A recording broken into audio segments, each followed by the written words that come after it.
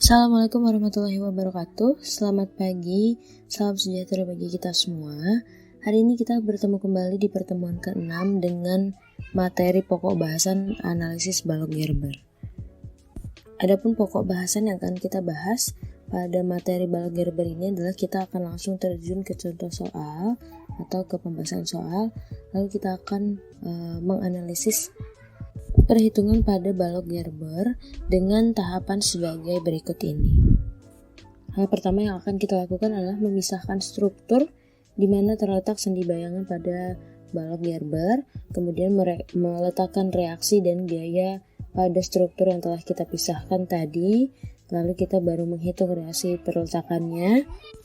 Baru setelah itu kita letakkan kembali hasil perhitungan reaksi perletakan pada batang yang sudah kita pisahkan atau sudah kita buat pribadinya. Lalu kita cek dari kesetimbangan untuk setiap batangnya, baru kita gambarkan SFD, gambar NFD, dan BMD-nya. Sebelum itu, silahkan Anda simak terlebih dahulu video animasi berikut ini mengenai balok Gerber.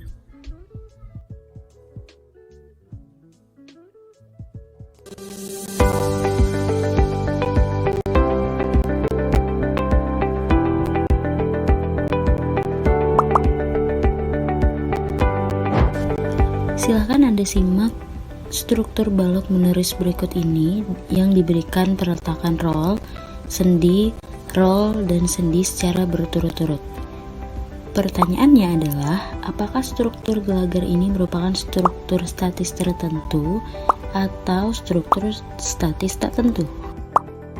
Mengingat bahwa yang dikatakan struktur statis tertentu adalah jumlah degree of freedom atau derajat kebebasannya maksimal 3. Dan jika Anda semua melihat struktur gelagar pada video berikut ini, dapat kita ketahui bahwa jumlah derajat kebebasannya adalah 6.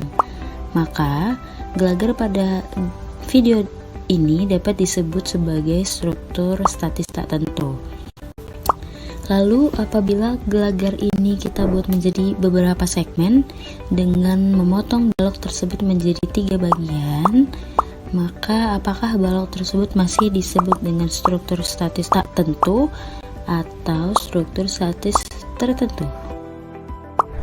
Apabila balok menerus tadi kita potong menjadi 3 bagian, kemudian pada bagian kedua kita berikan tumpuan, yaitu tumpuan sendi internal, sehingga ada yang namanya struktur penumpang dan ada yang namanya struktur utama.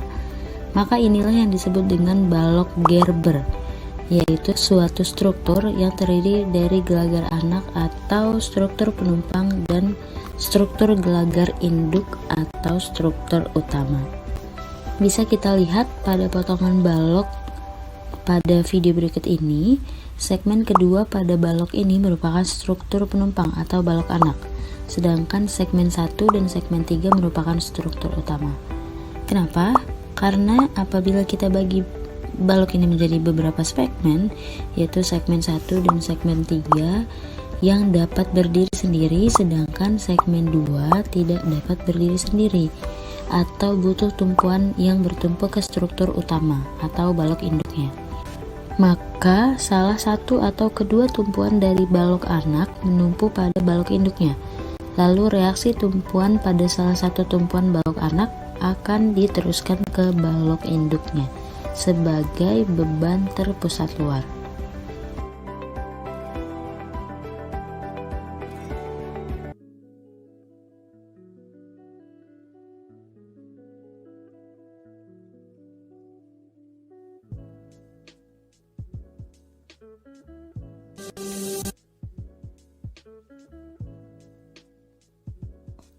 Langsung saja kita masuk ke contoh soal. Berikut ini adalah contoh soal dari konstruksi balok Gerber, di mana konstruksi balok Gerber adalah suatu konstruksi balok yang terdapat titik-titik di mana pada titik tersebut tidak terjadi momen lentur. Karena pada titik-titik tersebut momen lenturnya seolah-olah dilepas atau dirilis. Pada soal-soal, titik di mana momen Lentur yang dilepas itu disebut dengan titik sendi dalam atau biasanya disebut dengan sendi bayangan dan ditandai dengan notasi S. Sendi dalam ini akan memungkinkan adanya balok dan perletakan tambahan tanpa membuat struktur tersebut menjadi struktur statis tak tentu, sehingga reaksi perletakannya tetap dapat kita cari dengan menggunakan 3 persamaan keseimbangan. Seperti pada soal berikut ini, di mana terdapat sebuah konstruksi balok Gerber dengan perletakan sendi di titik A, lalu tumpuan roll di titik B, C, dan D. Kemudian pada titik-titik tertentu terdapat sendi bayangan yang ditandai dengan notasi S1 dan S2. Balok Gerber ini dibebani dengan beban merata sebesar 15 kN per meter yang membentangi dari titik E sampai titik F.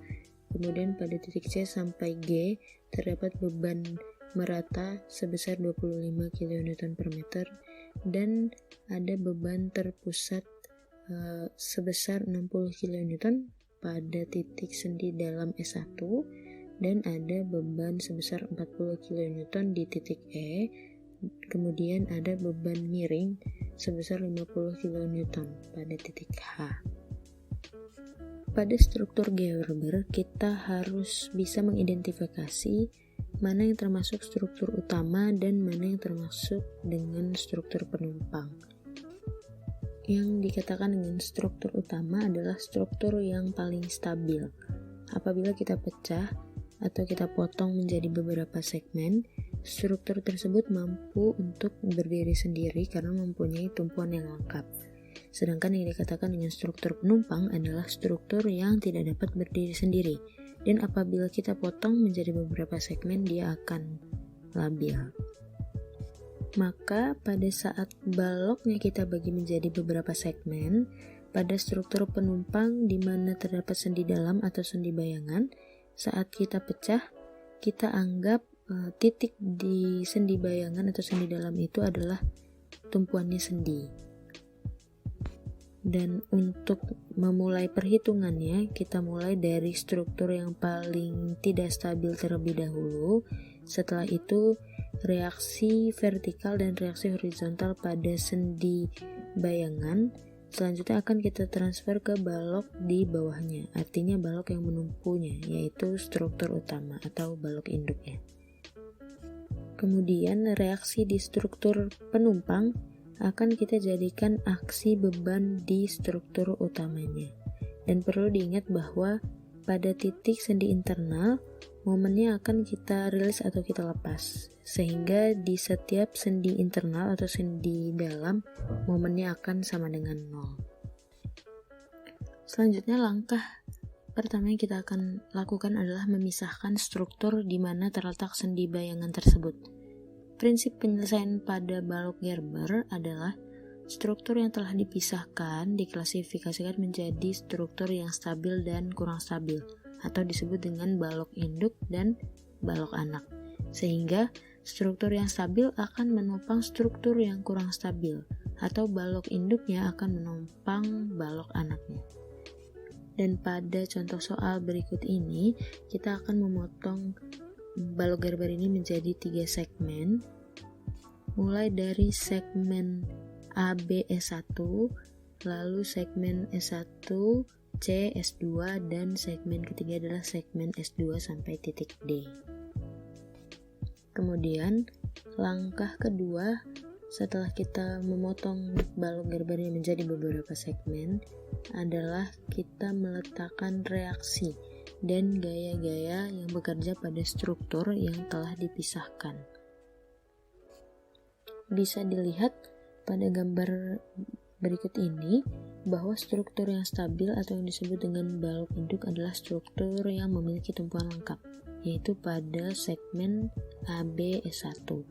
Kemudian untuk struktur yang kurang stabil atau yang disebut dengan balok anak adalah struktur yang tumpuannya tidak lengkap, yaitu segmen S1, CS2, dan segmen S2 sampai D. Sebelumnya sudah disebutkan bahwa reaksi di struktur penumpang akan kita jadikan aksi beban di struktur utamanya. Bisa kita lihat pada titik sendi bayangan di S2 ini bahwa terdapat reaksi nantinya di RS2 ini, dan kemudian reaksi pada titik RS2 ini akan kita jadikan aksi beban pada struktur utamanya, seperti pada gambar berikut ini. Kemudian reaksi pada titik S1 yaitu RS1-nya juga akan menjadi aksi beban pada struktur utama di bawahnya. Selanjutnya kita masuk ke perhitungan reaksi perletakan, dimulai dari struktur yang kurang stabil atau dimulai dari balok anak, yaitu pada struktur S2 sampai D, segmen S2 sampai D. Mulai hitung reaksi perletakan di mana sigma momen pada titik tumpuan S kedua, maka kita akan mendapatkan nilai VD sebesar 28 kN, dan kita hitung sigma momen di D sama dengan 0, sehingga kita dapatkan nilai RS keduanya adalah sebesar 52 kN. Nilai dari RS kedua, reaksi pada titik S kedua inilah yang akan kita teruskan ke struktur di bawahnya, yaitu struktur S1CS2. Jangan lupa untuk menghitung kontrol dengan sigma V sama dengan 0, lalu masukkan gaya-gaya yang bekerja secara tegak lurus terhadap batang, dan apabila ruas kanan dan kirinya sudah sama-sama 0, maka perhitungan yang kita lakukan itu sudah benar. Kemudian kita hitung sigma momen sama dengan H, di mana di sini terdapat gaya yang diproyeksikan dari beban miring, yaitu pada titik H terdapat beban miring sebesar 50 kN. Maka beban H ini, beban terpusat di H ini akan kita proyeksikan terlebih dahulu menjadi beban yang tegak lurus terhadap sumbu, yaitu Fx dan Fy, sehingga kita akan mendapatkan nilai reaksi horizontal di titik S1 sebesar 40 kN. Kita lakukan hal serupa pada struktur S1C dengan menghitung reaksi perletakan sigma momen sama dengan 0, kemudian menghitung kontrol dengan mencari sigma V sama dengan 0 dan sigma H sama dengan 0 untuk mendapatkan gaya arah horizontal di titik S1. Maka kita mulai dari menghitung reaksi perletakan sigma momen S1 sama dengan 0, sehingga kita dapatkan nilai reaksi di VC atau di tumpuan C sebesar 100,625 kN. Lalu sigma momen C sama dengan 0, maka kita akan mendapatkan nilai reaksi di titik S1 sebesar 66,375 kN. Dan reaksi inilah RS1 yang akan diteruskan ke struktur di bawahnya, yaitu struktur ABS1. Kemudian jangan lupa untuk lakukan kontrol dengan sigma V sama dengan 0. Apabila ruas kanan dan kirinya sudah sama-sama 0, maka perhitungannya sudah benar, sudah stabil. Lalu kita cari sigma H sama dengan 0 untuk menentukan gaya di S1, gaya horizontal di S1. Maka kita dapatkan gaya horizontal di titik S1 adalah 40 kN. Dan yang terakhir kita hitung reaksi perletakan pada struktur ABS1, di mana reaksi pada titik S1 akan menjadi aksi beban pada struktur ABS1 ini. Maka kita tentukan sigma momen A sama dengan 0 untuk mendapatkan nilai VB sebesar 179,5625 kN, dan sigma MB sama dengan 0 untuk mendapatkan nilai VA atau reaksi di A sebesar 13,1875 kN. Negatif ini berarti tandanya bahwa reaksi di VA ini adalah mengarah ke bawah. Lalu tentukan sigma V sama dengan 0 untuk mengecek apakah strukturnya sudah stabil dan perhitungan kita sudah benar. Lalu kita hitung juga sigma H sama dengan 0 untuk mendapatkan nilai reaksi horizontal di titik A. Sehingga kita dapatkan nilai HA-nya sebesar 40 kN. Setelah semua reaksi sudah dihitung, kemudian semua reaksi dan gaya-gayanya ini kita letakkan pada free body secara terpisah berdasarkan masing-masing segmen seperti pada gambar berikut ini. Kita letakkan semua hasil perhitungan reaksi perletakan dan gaya-gaya yang bekerja pada batang yang sudah kita hitung sebelumnya, kita letakkan pada batang free body.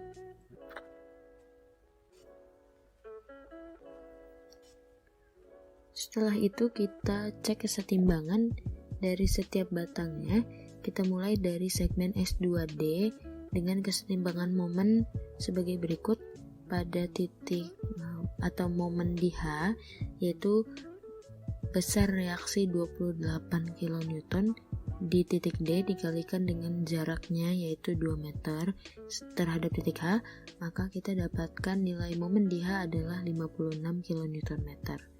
Kemudian pada titik D kita hitung kembali momen pada titik G dengan reaksi pada titik D sebesar 28 kN dikalikan dengan jaraknya yaitu 3 meter, lalu terdapat beban terpusat 30 kN terhadap titik G dikalikan dengan jaraknya yaitu 1 meter, sehingga kita dapatkan nilai momen di G adalah 54 kN. Dan yang terakhir kita hitung nilai momen pada titik S2 di mana reaksi di D sebesar 28 kN dikalikan dengan jaraknya yaitu 5 meter, kemudian terdapat beban terpusat 30 kN dengan jaraknya terhadap titik S2 adalah 3 meter, dan beban terpusat dari beban merata yang sudah kita proyeksikan sebesar 50 kN dikalikan dengan jaraknya 1 meter. Maka momen di titik S2 adalah sama dengan 0. Karena pada titik sendi dalam atau sendi bayangan, momennya akan kita rilis atau kita lepas, sehingga momen di titik S2 harus sama dengan 0. Kemudian kita hitung sigma Fy sama dengan 0 sebagai kontrol dengan memasukkan gaya-gaya yang tegak lurus terhadap sumbu batang, mulai dari reaksi di D yaitu sebesar 28 kN, lalu masukkan juga reaksi di S2 sebesar 52 kN, lalu terdapat beban terpusat sebesar 50 kN dan beban terpusat di titik H sebesar 30 kN. Maka apabila ruas kanan dan kirinya sudah sama-sama 0, berarti perhitungan kita sudah betul.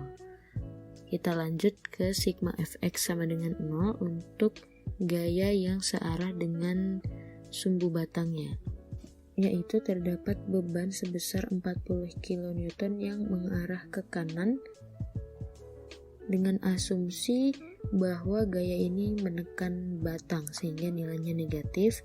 Lalu kita cari gaya reaksi horizontal di titik S2 sehingga kita dapatkan nilai gaya reaksi horizontal pada titik S2 adalah sebesar 40 kN.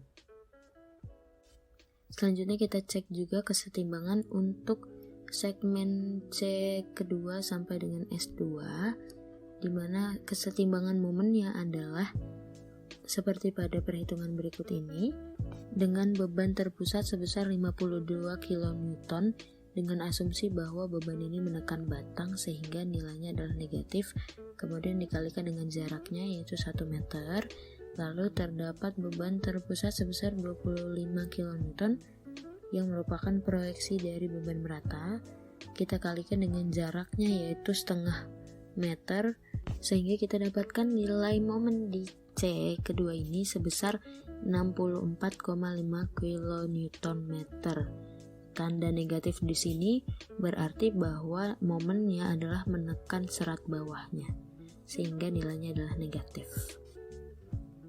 Kemudian kita hitung juga mengecek kesetimbangan pada segmen S1 C1 sehingga kita dapatkan kesetimbangan momen pada MC1, momen di C1 sebesar 64,5 kN dan momen di titik F sebesar 17,25 kN.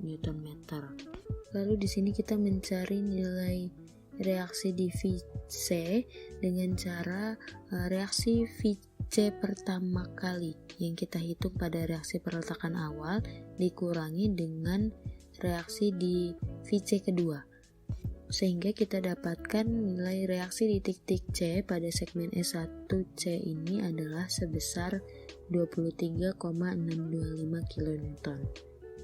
Kemudian kita lakukan kontrol dengan sigma FY sama dengan 0, sehingga ruas kanan kirinya sudah sama-sama 0, maka sudah oke.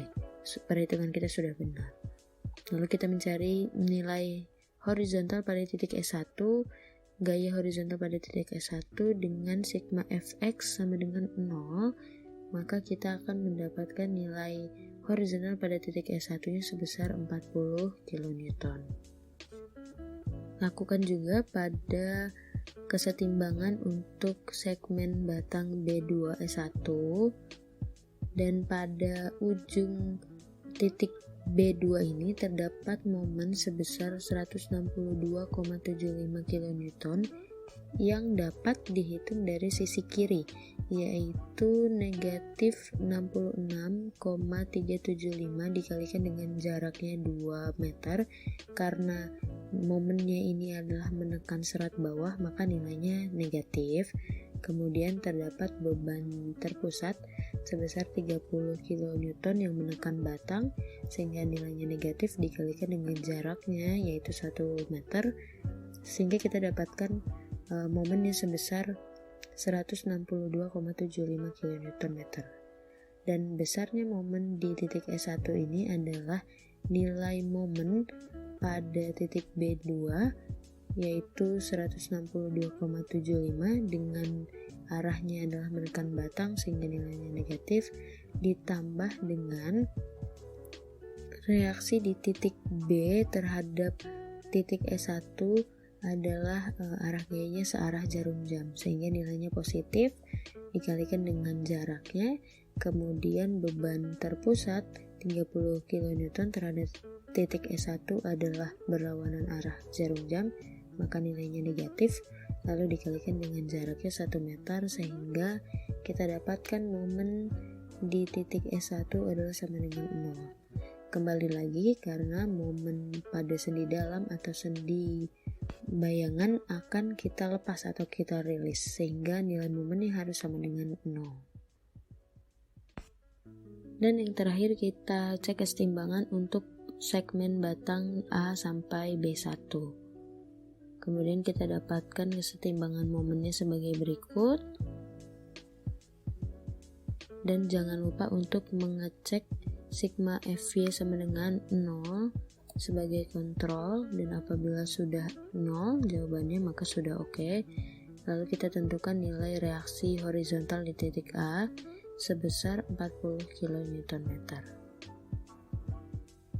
Selanjutnya kita lakukan gambar SFD pada struktur, mulai dari SFD batang A sampai B1, kemudian batang B2 sampai dengan S1, lalu batang C2 sampai S2, dan batang S2 sampai D. Dan perhitungannya seperti pada berikut ini.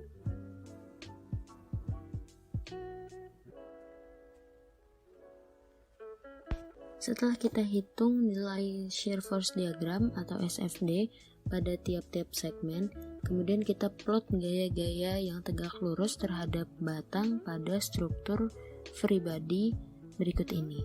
Kita letakkan semua hasil perhitungan gaya yang tegak lurus terhadap batang pada struktur free body seperti pada berikut ini.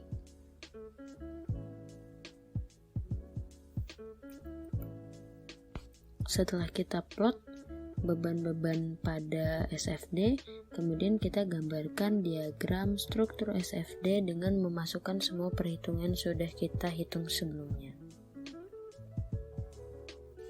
Kemudian kita masuk ke gambar NFD Normal Force Diagram struktur dengan memplot gaya-gaya yang searah dengan sumbu batang pada struktur free body, seperti pada gambar berikut ini.